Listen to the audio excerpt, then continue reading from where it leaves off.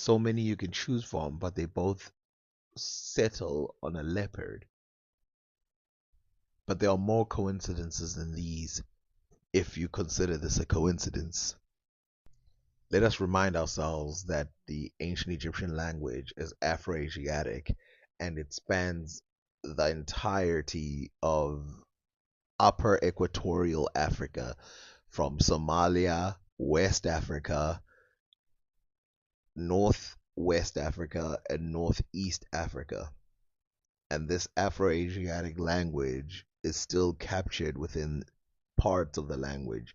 For example, if we look at the word barn owl, we can see that the Hausa has a word muyija or mujiwa for owl, and you can see there that there's a Proto-Egyptian word there, muaja, which they think that's related to that one, and you can see that JMW, and you can see M ma, which is also to see, or ma'a is to see, and the word bum, which means owl, which is related, Semitic word. This is different than thingy. It's a Afro-Asiatic in the Semitic branch, but it's a suffix more than a normal word. Now let's compare a word that I've been thinking about for a long time. Okay, so if we go to Igbo in West Africa, you can see there that the word for barn and building is the word oba. The word oba, akwokwo, is a library. So it's a building for learning, oba. And you can see there, barn. Keep in mind, barn, where you keep animals, and the word building is the same. Keep that in mind. It's important. Now let's go to Zulu. Look at this word, baya. You can see there the full word would be isbaya, but you can see in brackets, isi is just a prefix. It's like the. So baya. Oba in Igbo, baya in Zulu. And you can see there it's written cattle enclosure, hedge, and all used jocularly of the space enclosed by the head ring and so applied to the wearer himself.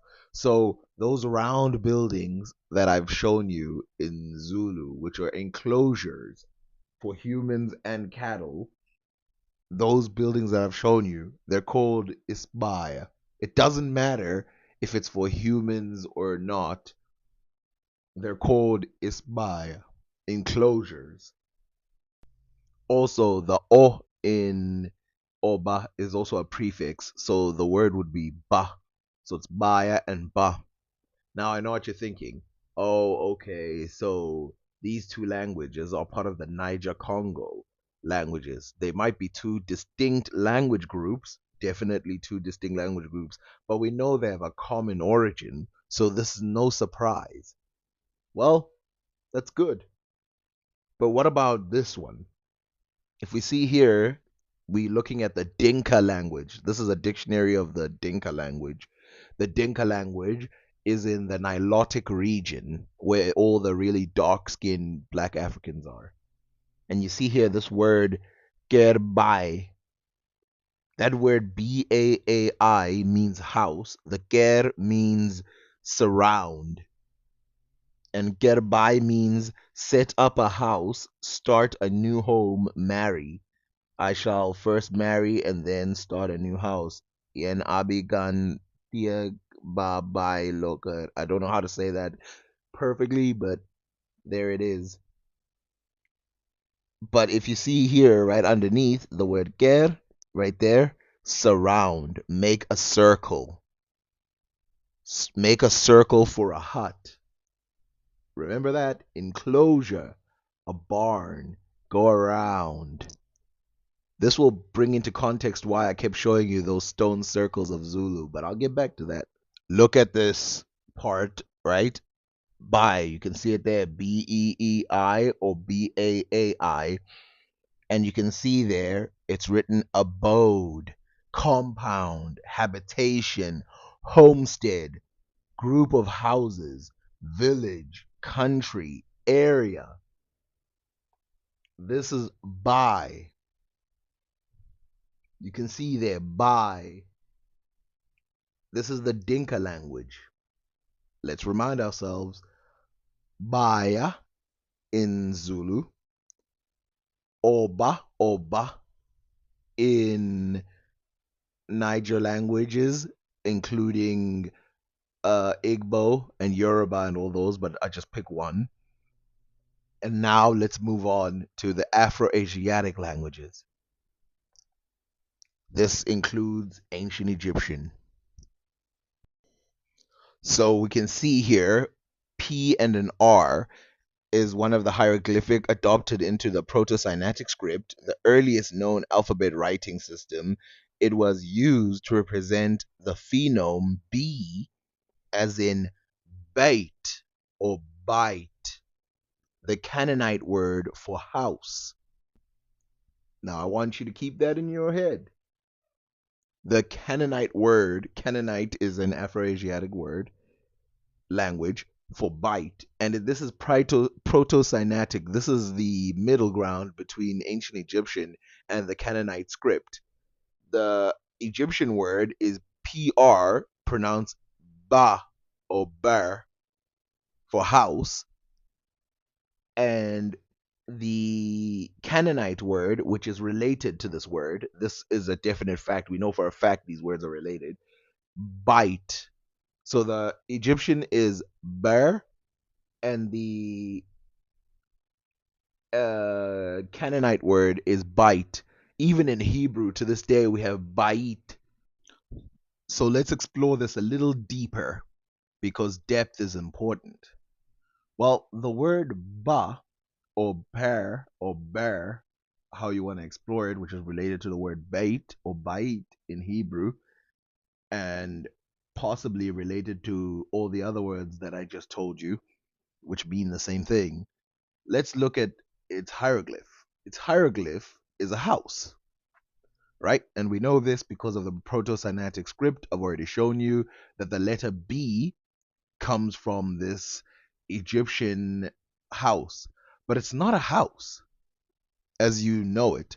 There's a logic in all languages for where words come from, and this is a floor plan. Remember what we just read in the Dinka language? That the word by, kerbai, it was a surrounding, an enclosure of a house. The word house does not mean this shape that goes up and then circular. It means a floor plan in that way, an enclosure. An enclosure. So if you look at the Zulu surroundings, that's spy or bai or baya. We look at the Niger ones, it's oba, oba. If we look at the Dinkas, it's bai. If we look at the Hebrew, it's baya or bayit, bayit. If we look at the ancient Egyptian, ba. If we look at the Akkadian, bite. All of them have this thing that's not simple. It's not BA. That would be a simple one to sort of go against BA, ba, ba, ba, ba, ba. Right? It's like, okay, it's just ba. It's not that difficult to mix two letters together. But we're not just talking about that. We're talking about the similarity is firstly the first letter, B, and then it's followed with an A, and then it's followed with like a Y or a long I, as some people would call it. But a Y is a long I. Bai, bai. Not just ba, but bai. And then it's baya.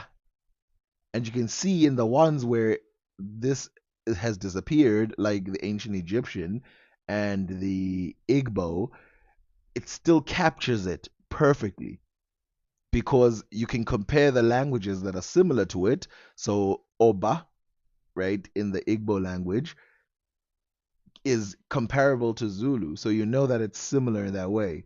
The Egyptian one, ba, is related to the Akkadian, which is bite, easy.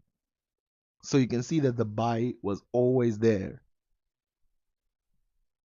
This is what you call true connections or really high coincidences. If this is a coincidence, I believe that all schools in the world should use this as a thorough example for what a coincidence looks like, because this is a heavy one.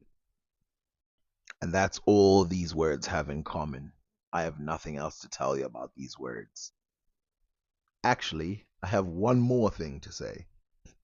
The word dig in ancient Egyptian is also ba, and you can see it in Coptic and other Demotic and other languages. Ba ba. You can see there ba, meaning to dig. In Zulu, mba means to dig.